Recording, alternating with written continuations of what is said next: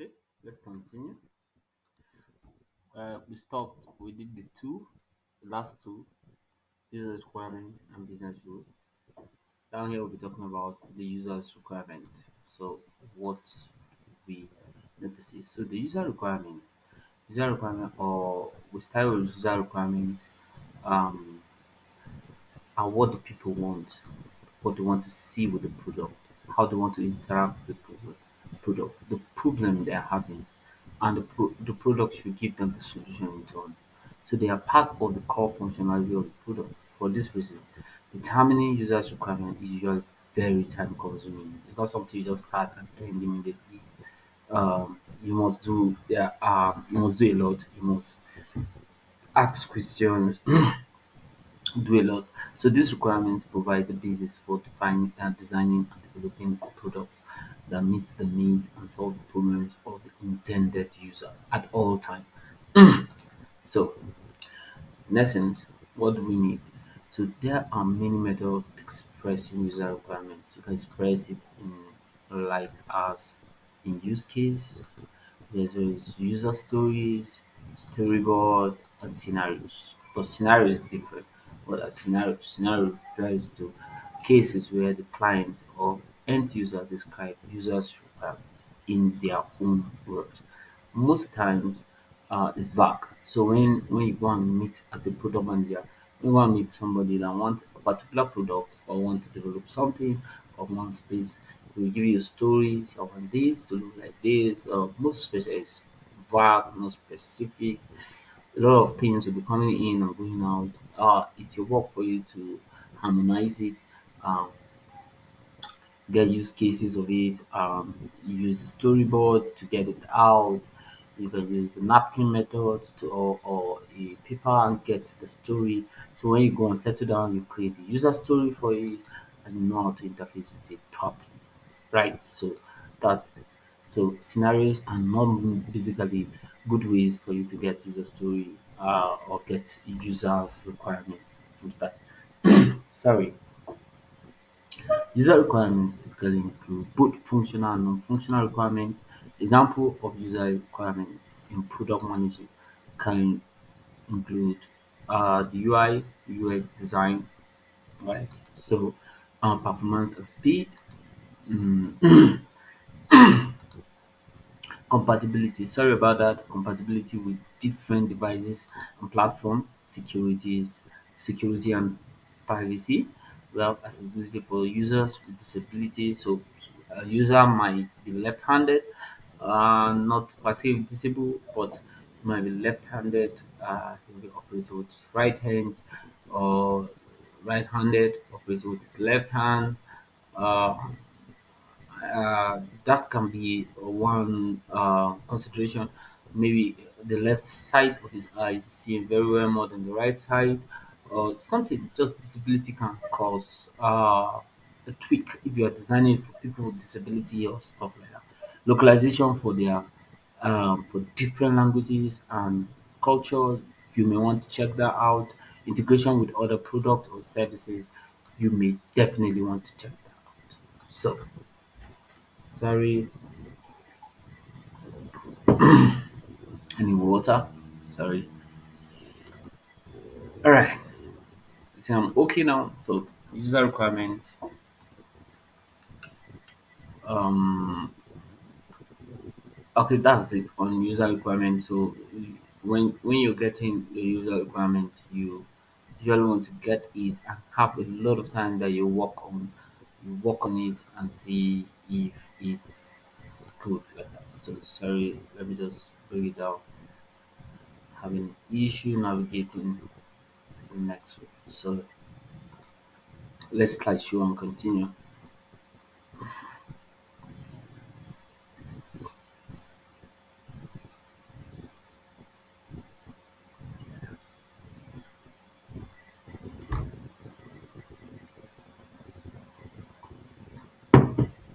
All right, so let's go ahead. To identify user requirement, program manager may conduct user research such as survey, interviews, focus groups, or usability testing to gather insight or user needs. pain points and preferences. So to gather insight on user needs, pain points, and preferences, and most time. They may also analyze user feedback and data from user behavior to inform product management and development decisions and prioritize features and improvements that have the highest impact on user satisfaction and retention. Mind you, the user is all about the user. It's not about you. It's not about your product. It's all about who is designing. It's not about the user. You're doing everything for the user. The user is the one that pays the price. You give him service. Ultimately, understanding and addressing user requirement is essential for creating a successful and sustainable product that delivers value to the user. So that we don't forget at all time. So sorry. All right. So let's see. Functional requirements is the next one. What are functional requirements? Functional requirements are those behaviors that the developed product should do or support. These are usually expressed as input into the product, output of the product, or description of the behavior. Like, what should I input and what should I have back? That's just the two questions that you ask yourself. What should I put in and what should I have back? For example, input might be data related to a user's online purchase, including name, address, item purchased, and payment information. Right? The output in this scenario might be a notification email after the transaction is performed. Other functional requirements need to be expressed with depth and specificity. Information flow diagrams are a graphical technique commonly used to show how data flow throughout. So that's important. How the data flow in from here, where does it go? From here, where does it go? It's very important. So functional requirement uh, gives an insight on how the product perform, what it does from here to there, what you should put in, what you should get back. In product management, a functional requirement refers to a specific capability or feature that a product must have in order to fulfill its intended purpose and provide value to its user. So the features must be defined in this. So these requirements are typically documented and communicated to the development team who when who then work to implement them into the product. So that is one basic thing you have to put in mind when doing your functional requirements, right? Functional requirements can include a wide range of features such as user interface component, the data processing and storage capabilities, securities, authentication feature, integration with other system or technology. They are often prioritized based on their importance to the user experience and the overall goal of the product. So that's it. So put that in mind when you're designing your functional requirements. As a product manager, it is important to gather and prioritize functional requirements based on feedback from stakeholders, market research, and user testing. Don't forget that. It is important to gather and prioritize functional requirements based on these factors: stakeholders, market research, and user testing. These are very important. This ensures that the product meets the needs of the target audience and delivers the feature and capabilities that are most important to them. I always see some apps on maybe Google. When you download these apps, you find out that okay, one of the feature is not working, whatever the promise is not delivered, uh, that will be a setback. That product will not scale or it will not meet the day. Why? Because whatever you're promising, it's better you don't promise and you under promise and you give more than what you promise than for you to promise and don't give. When when a customer comes to use your product and he goes back, it 10 times, it tells everybody there's high probability that it will never, ever, ever, ever download that product again. He will use it in his system, he will tell his friends to use it in his system, and it will be a big problem for you. Right? The next one is non-functional requirements. Non-functional requirements describe how well a product must perform. So if I am to examine my credit card, I'll get this feedback. How well should that be? They are also known as quality requirements for this reason. So non-functional requirements address product issues including accuracy, dependability, security, usability, efficiency, performance, and maintainability. So it's important. Example, use in functional requirement.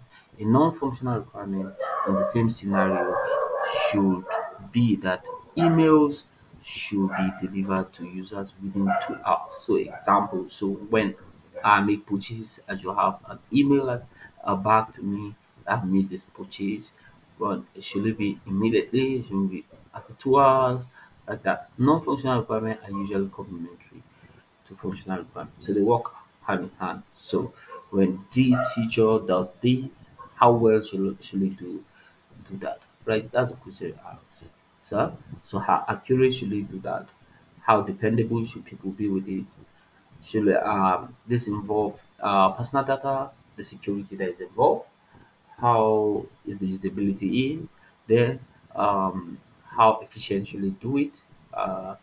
What's the performance rating in that, and like that. So non-functional requirement come to complement what uh, the other requirements. So the next one is external interfaces. So when we're talking about internal interfaces, in product management, external interfaces refers to the various systems, example, applications and technologies that the product interact with or integrate with in order to provide value to its users. Example, we have external interfaces can include the APIs of another company. So maybe I want to integrate my system, your API, in your system, in my own product. Uh, that's an internal interface, external interface, sorry, third party services, hardware components, and so on and so forth. All those are external interfaces. Managing external interfaces is an important aspect of product management because it can have a significant impact on the user experience and overall success of the product. When designing a product, it is important to consider the various external interfaces that will be required and ensure that they are compatible with the product architecture and design. That's important. You don't want to pick an external interface from a company that is not reliable, has so much downtime, or you don't want to pick API from someone that has a problem.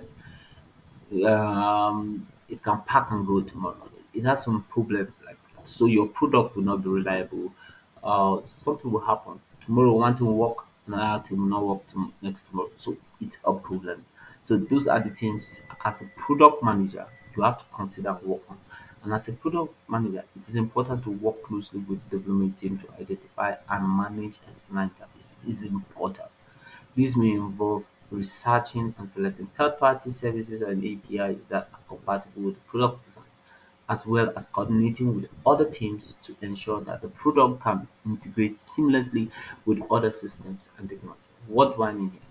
Now, there are some things you can't see, uh, but when the developers or other people that interface are integrating this, they will easily see this is not working well. This is not supposed to be like this. This is how we want this. They'll actually see it and they'll give their recommendation for you to either get another one or you talk to them to fix it. Effective management of external interfaces can help to ensure that product delivers value to its users and meet the needs of its stakeholders. It can also help to reduce development time and costs by leveraging existing systems and technology. So you don't need to do everything from scratch. External interfaces are very powerful. So there are physical settings. Physical settings requirements refers to how the product needs to be designed in order to function in its physical environment. So, for example, if product has been developed for underwater exploration, so what does it mean? It will be waterproof. Yeah, similarly, if a product is designed to use in the desert or Antarctica, it will need to withstand and function in those environments. It must carry that requirement. Like, so aside from that, uh, we also talk about development constraints. So you are developing, what are the constraints that you have? So development constraints affect everything from implementation, technology, conventions, documentations, and the process used in developing the product. So the general refers to constraints related to creating a product, such as which devices or platform will be supported, or how much memory, bandwidth, or processing power the product is limited to using. So those are some of the bottlenecks that can come when development is in progress or when you want to start development. So you just try to see, okay, these are that, these are these two. They are called development word constraint. The next one is scope. The product vision is what outlines the value of the product to the client and its place within the wider market. So the value and its place within the wider market is defined here. So vision can become problematic if they are not realistic. So once they are vague, they are not realistic. Vision is supposed to be smart. They're supposed to be sustainable, the measurable and attainable, realistic, and they're supposed to be time bound. So scope is defined as what a project can realistically achieve. So important it's an important aspect of the project that has the power to greatly affect the development team and product managers. So, scope is defined as what the product can realistically achieve. What should you achieve? Yes, we can design a product that that can see the future, and you can do this, can do this, and another feature inside is they can design a product that has a login feature that can you can log in and purchase a product, and also you can see the future of other products to come. So the one that is not realistic is the future of other products to come. The one that is realistic is the one that you can buy a product right now. So you do what is within scope, right? So vision is a long-term strategic concept of the ultimate purpose and form of a new system, right? So I put the scope here. The scope is what draws the boundary between what is in and what's out of the project. So I took this line out, page one. Yeah. So once you know what is in and what is out, you've defined the scope. Defining scope is an important part of the project and it's best done during the requirement elicitation activity of the sorry about that of the project. It's also important to manage client expectations during this process and not to overpromise what the development team can realistically do. What does that mean? There's every tendency for you to go and get hyped. So you want to impress, you want to tell the customer you can do this, you can do that, you can do this, you can do that. Whereas you can't do it. So you are over promising. You will have big proof. So let it be within the scope. Don't overpromise. Whatever is not realistic, push it out. What is realistic, get it in. So a good strategy for managing expectations is to identify what will not be included in a product. So client expectations are clear from the beginning. So a client will not say, "Oh, I'm expecting uh, one particular product when it comes to see another product, he will get crazy and his expectation is already high. Even though if he knows he cannot achieve that, he will be angry. Scope creep. Scope creep happens when the scope of a project grows as the result of an increase or change in requirements. So you get it quick.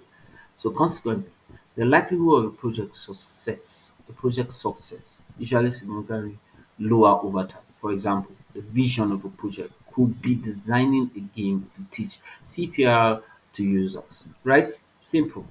Design a game to teach CPR to users. A change in the scope will involve switching the platform on which the game is designed once development has already started. This change would drastically affect the success of the project. So many things can come up. Scope creep can also happen when you have uh, a client that has so much idea, is constantly pumping in idea, changing the scope, bringing more scope. It's crazy. It can be demanding. That's why you need your business rules. That's why you need so many things for you to guide you and do what is important. Strategies for defending against copy creep, right? It includes making expectation clear between client and the team. From the beginning, there won't be scope creep. Scope will be defined. The boundaries of what's in and what's out will be seen. Drawing the scope with the client through tools such as use case diagram. This is powerful. The client is the one that is having the project. The client can destroy everything. The client can make it work. So you give him his own boundary and make him to stay within the boundary. Draw the scope so that you see. Asking the client to prioritize requirements so that the most important ones can be done and developed early, right? So if the client should see all the requirements, see all the project, list all these requirements, okay, which one do you want to see first? Which one can be realistically done? Which one do you want first? Which one do you want second? Which one can be done within this time bomb? Which one can be done next? So which one should we put in version 1? Which one should we put in version 2? All those things must be clear. Asking, is this in the scope? Is this in your vision? Is this in your dream of the project?